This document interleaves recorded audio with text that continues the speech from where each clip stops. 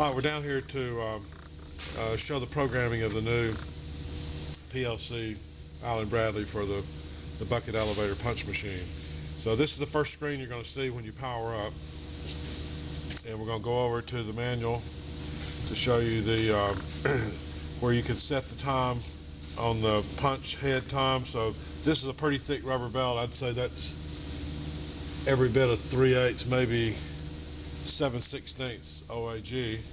So we're going to pick half a second, 0.5, and enter.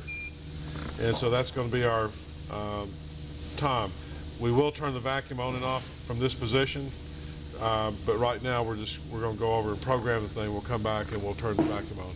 So also the machine is programmed to, if you don't turn it on in this screen, right now the programming is set up that where it'll turn on when you hit the on button for the command for it to move. So let's go on over to the run position. We're going to go to homing first, and we'll at this screen you touch the screen to home the punch tool, and then you punch the belt feed to 0, and then we're going to go over, we'll run a staggered pattern to start with.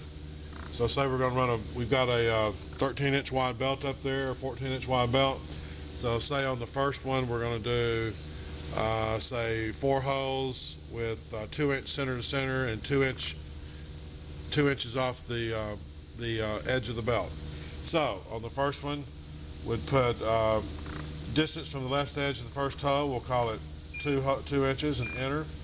The distance between holes on the even rows, we'll say let's make it 1.75, excuse me, clear, 1.75, enter. The number of holes in even rows, let's have 4 holes on this first one, enter. The distance between the rows, let's put 2 inches in there, enter. The distance from the left edge of the first hole on the odd rows, so if we've got 2 inches on this one, let's make that one 3, and so it would wind up in the middle. So distance from this, so it's going to be 3 inches, and enter. Distance between the holes on the odd rows, we're going to keep that the same, 1.75. Enter. Number of holes on the odd rows, let's make that 3. Enter.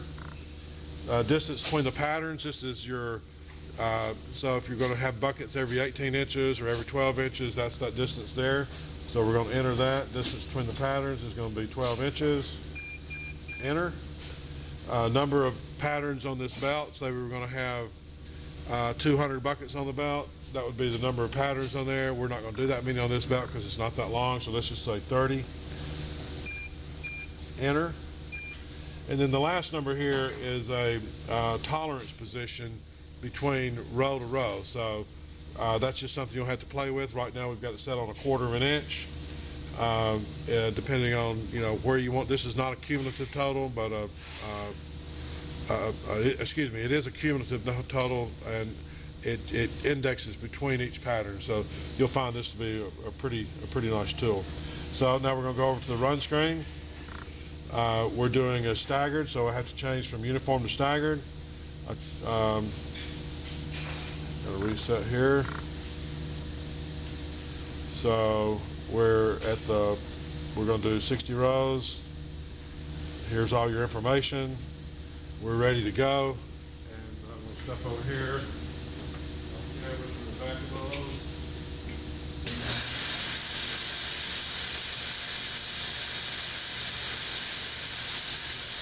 And now we're ready to go. So we push start, hose.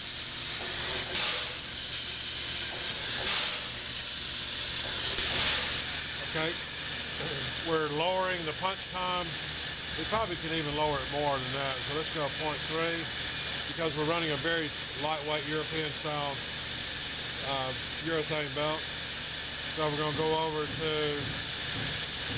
homing. The punch is home, the belt's home. So we're going to go over to the pattern. We're going to do a uniform pattern. So we're going to do a belt 56 inches wide. We're going to do a pattern with 48 holes in it 3 inches from one edge, 1 inch between the hose, 1 inch between the rows, and we're going to have a tolerance of 0.25. So we're going to run over to run. We're going to change from staggered to uniform, and we're going to speed the belt up. We'll speed this up to 80.